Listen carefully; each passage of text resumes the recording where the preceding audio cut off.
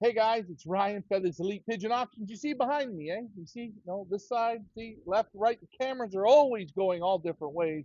I'm still not that good with 4,500 videos, and I'm still learning. But you're here with me, Ryan, Feathers Elite Pigeon Auctions, and where am I? I'm in beautiful San Diego. For one of the best one-loft races, not in America, because America is just so small, right? It's tiny. Think about it. America and the world. In the world, one of the greatest races, one of the greatest race weeks that you can be a part of.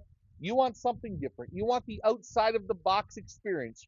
You want the cruise ship, but you get sick on a cruise, right? So you know what? I suggest you come down to San Diego.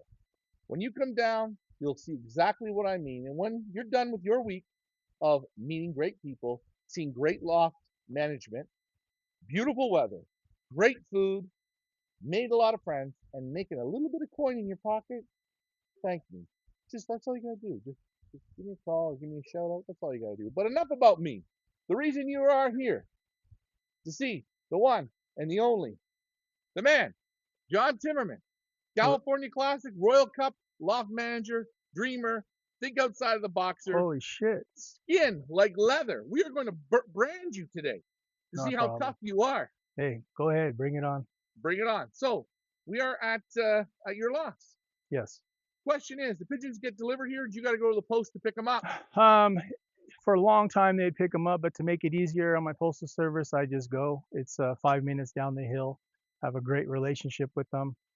Any birds that do come in late in the afternoon, I get a phone call or they'll drop them off for me. But because we get an abundance of boxes, I will go arrange it to pick them up. You go pick them up. Now you run two races here. You run the Royal Cup and the California Classic. California Classic. Yes. California Classic's been running for how many years? California Classic started in '03. And Royal is 19, 19 or 20 it started, in just both before COVID. both races per year, your California Classic, roughly how many participants are in the race? How many lofts? 350 on average in the one, and 150, 100, between 125, 150 in the other one. Okay, and the birdage in the California Classic.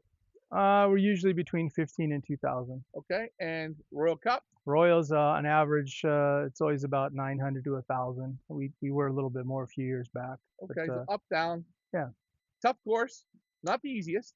on most of the time, yes, it's very challenging. Yeah. Challenging. And you are the guy that does the work.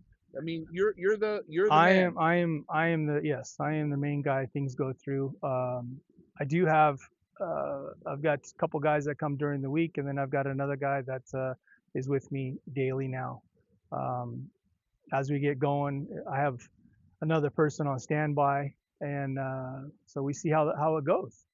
It's the last couple of years I've always tried to make things a little easier, but because of my own passion for the birds, it's hard to stay away from. So for whatever reason, I feel a little bit more energized to tackle it again, go a little stronger myself. And you learn every year you do this, and the best way to learn is when you have hard races and you try to understand why. So Now we are going to go. We're going to walk and see what you do from the start. We're going to see the loss, both the Royal Cup and the California Classic.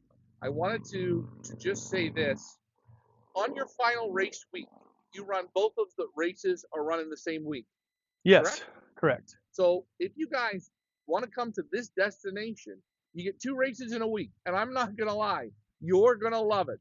Two really good Two 300-mile races. two races ran here, but now we incorporated San Diego Classic as modified into what the Triple Crown was, 3 races. So technically, we have 5 races in 7 days. We've Good deal? in years past we coordinated a Monday through a Sunday, but over here in California, or I should say United States, of course, we have Thanksgiving.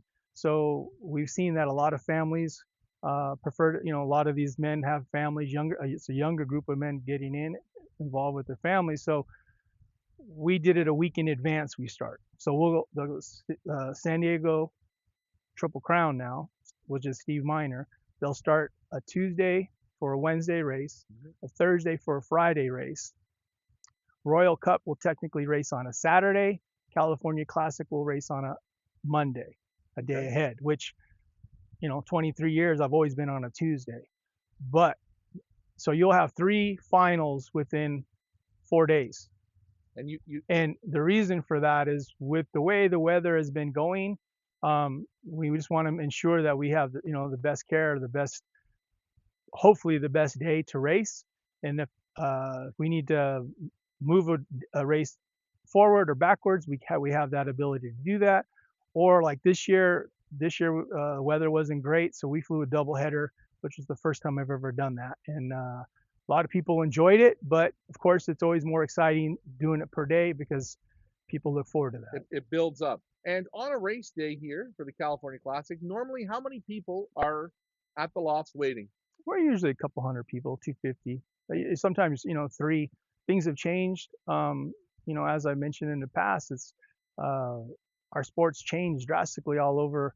Uh, with the people that made San Diego, quite a few they're deceased now, and so we are, trying to reinvent what we do for the week, and even San Diego Classic, we're trying to do bringing back the Triple Crown. That's fairly new to majority of the young people. Um, It's a lot of fun. it's a lot of fun, And the and week, that's and in the end, like I was mentioned before, that's what it's about. We're a destination. like I said, this is like a cruise week without a boat. You're gonna Yeah. really enjoy it. You're gonna meet a lot of different pigeon guys Yes. from all over America, Yes. or you're different walks of life, different price points of people, all different people. Correct. Food's great here. Yes. Weather is good. And the one thing for people from outside or even in America that want to come here, the thing that's great about you guys, you're very good on the schedule. You're Oh always yeah, we're in punctual. that time. Yes. And guys, if you put birds here, you've got loft managers like John, like Steve, Ahmad.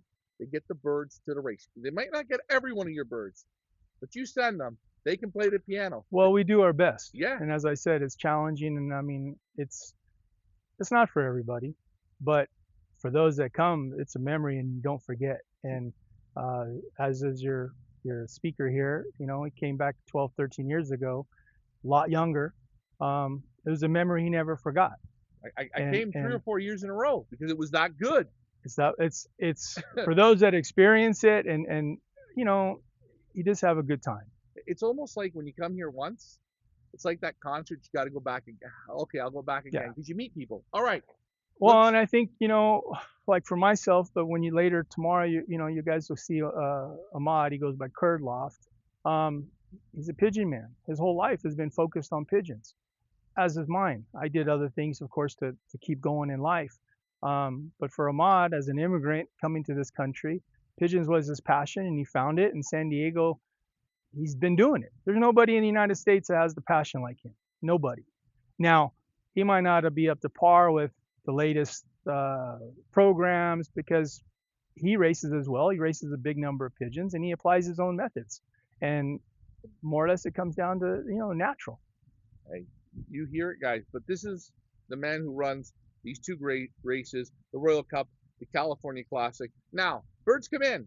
Post comes in. Let's go and let's take a look at what you do. And you guys see the backdrop here. It's absolutely stunning. You really put a lot of work into this. It's been time. Yes, we're always trying to improve.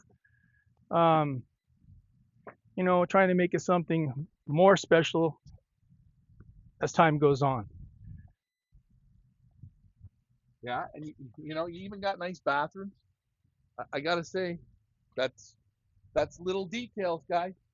Men's and women's. Hey, I had to start out somewhere. We did the porta potties for many years, and once things you get established, yeah, I put it right back into this.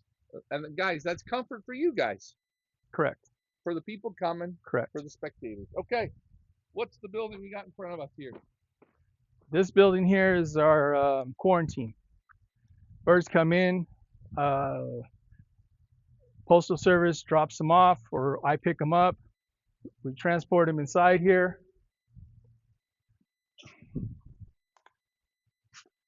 At one time, I had cages in here, and this was it. So when pigeons come in, they're checked in, not chipped yet. but they are given some kind of electrolyte or an oregano product, and we tag them. Oh. Birds come in 3, 4 in a box. Boom, you're here. Next person's here. We keep these pigeons separated for a week. They're vaccinated within the second, third day, possibly another vaccination end of the week. We monitor them daily, droppings. I clean the pans twice, but I wait 2, 3 days because I want to see how the droppings are to know if I have to individually do something to correct that. So my birds come in. I send you a box, 3 birds. You're going to take them out. You take a look at them. You write the numbers down. Yes. You put them in their pen. Correct. They get electrolytes. You get something in the water to hydrate them. Correct. They get a feed, obviously. Yes. Okay. So get feeding, and you let them sit for a day or 2. No. Well, they're 1 or 2 days before I inoculate them. Okay. And at that point, you're already looking in the cages to see the droppings. Correct. How they're feeling, how they're reacting. Yes. Okay. So you vaccinate them. A week goes by, droppings look great. Sometimes even when, there's issues with pigeons that come in that they're not 100%. And I've always said nobody intentionally goes to send birds that are sick. It just, nobody does that. But pigeons might be carriers, parents might be problems, have to be carriers. And hey, we do run into the occasion where a box is 4 days. You're shipped out, it's not a next day delivery. So 4 days in the box, and that's why we ask for the protocol. Hey, you need to think ahead and space your babies out in the boxes or hydrate them. But when that happens and the birds stay here, they'll be 3, 4 days before I inoculate them because I know they were knocked down. So what you're doing is you're focusing on each group individually. Correct. And if you see a problem, you treat those birds. You don't treat everyone. You're focusing on each group. Yes. And if, like you say, if a bird or a group of birds has been in a box for 4 or 5 days, yes, they're not the same level as a bird that transferred for a day. They're way more worn down, dehydrated, correct, stressed out. Yeah, and then there's the occasion a person ships 4 pigeons and only 1 is not right. That bird is boom, isolated right away. We give it a few days before we make the phone call. They say, hey, replace it. We'd rather replace it rather than have to have. You're going against the top pigeons, and for us, top pigeons in the country. We're not going to put aside just because the bird was mailed in. We want to make sure that you have, your best pigeon that's representing you right go into the race. And for both races, you play the same system. Same system. Royal Cup's here, California's here. Okay, you're giving them their time. You're giving them their shots. They're looking good. So they don't go into the loft right away. They go through your quarantine, isolation. Correct. Just so you get on the same page. Yes, because what happens is some people don't understand that you might have bullet waters or you might have automatic waters. It's a transition for the pigeons. Just because, yeah, they're animals and you're assuming that they're going to figure it out. They don't figure it out. I mean, we could have water right in front of them and they're not drinking. So we have to, that's why we do this, to observe that. Okay. And it makes sense. So you'll have them in here for a total of what, a week to 10 days? Usually it's, as we get going, it's a week. In the beginning, because we have time, yeah, we wait sometimes 7, 8, 9 days to make sure that everything's good. In this phase, pigeons coming in, there's seldom problems. The problems arise when we get into middle of May, end of May, or June. The weather changes, all of a sudden it's a lot warmer all over the country, and guys are on their second, third round. So the stress of the pigeons is a lot higher. And again, that goes back to the parents. Sometimes you're not noticing these issues with your parents. They could have a canker problem, or they're carriers themselves. And when the birds are stressed, it comes out. Okay, question, just a quick one. For guys sending you pigeons, is it okay for them to vaccinate? Better to vaccinate. Okay. But do it at least 10 days before you ship me the pigeons. Do not do it right upon shipping. Okay. Can they pox their pigeons? I have no problem. Yes, pox your pigeons. Do you want them, when they're sending pigeons, to say, hey, John, I poxed them, I vaccinated them? Do you like to know that, or it doesn't matter? it doesn't matter because when I go through the birds, I know when you poxed or didn't pox. And the reason is you vaccinate them at a young age, they'll show a scab, Okay. you know. Right. And the reason I would like you to do all that stuff on my behalf is because the pigeons, when they get their fever, sometimes or a vaccination, it knocks them down. And it's better for you to see that and to realize, hey, John's going to say, return it, I'm not going to ship it. You want a healthy pigeon from the get-go to arrive here as best as possible. Things happen along the way. It's nobody's fault. It just happens. It's just like I said, nobody goes intentionally to ship sick pigeons. Everybody's shipping their best. Some people might not understand what really a good pigeon is, but everybody's trying to send a healthy pigeon. But realize it could be, overnight. It could be dust in the box. Could be 2 pigeons in the box. For whatever reason, maybe the box is not ventilated properly. Now you have a problem. Something's going to arise. Something's going to arise. And so do your homework. Do a little bit of a little on your behalf. Put the proper steps in. Is there a too young of an age to ship and a too old of an age to ship? Well, you never want to get to a pigeon that drops, 2 flights plus. If they drop a flight, not worried about it. You never really want to send a squab that is still squeaking real, and is real fuzzy. It's not, it's to your interest to wait. It's to your best interest to let the pigeon develop a little bit, and you make that assessment. So you would confidently say, for people who not really sure, when they drop that first flight, by this time they're eating. Well, drinking. No, you asked me if I'm afraid.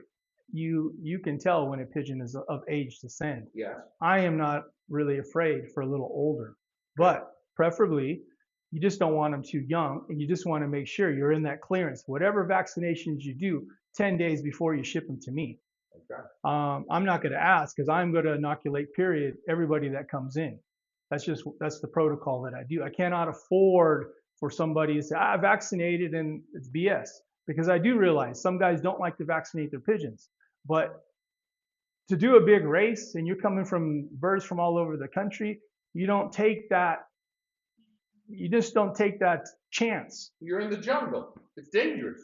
Well, yes. You have 350 lofts participating. Correct. So that's a lot of. Well, and like I said, you have pigeons that are carriers in different lofts. People aren't, not everybody is going to do a test on their breeders. That's just the way it is. And so now you're sending pigeons that possibly could be carriers again, and you're starting all over with different things. And on my end, you're starting from ground zero. You just want to make sure that everybody, it's like a young kid going to school, getting his measles shots or his tetanus shot. No more problems. Now we go further to the next step, and that's where we're at. So if you send birds to your races, these 2 races, and you send them a week ago, and 2-3 weeks go by, you don't hear nothing, you're in the clear. Well, technically, because as we show you my whole process of getting the birds, in the beginning, it's health. That's key.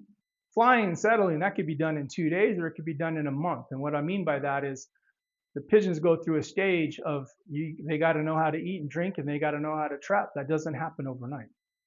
Okay. So, and your vaccines that you use are? I use the rotavirus. That's my preferred. Okay. Seagulls. That's the choice. Okay. To me, Ed has been the best for me. Okay. And of course, Dean Leday.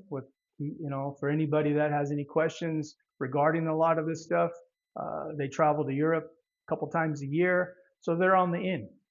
Right. So it's a plus. Okay, so you're staying up to date with the vaccines, and you've been using this system for how many years? Since the beginning. So since 2000. It wasn't as nice as what I have now, but yes, I've always had this philosophy. You cannot put pigeons and go straight into the loft and assume they're all going to be good.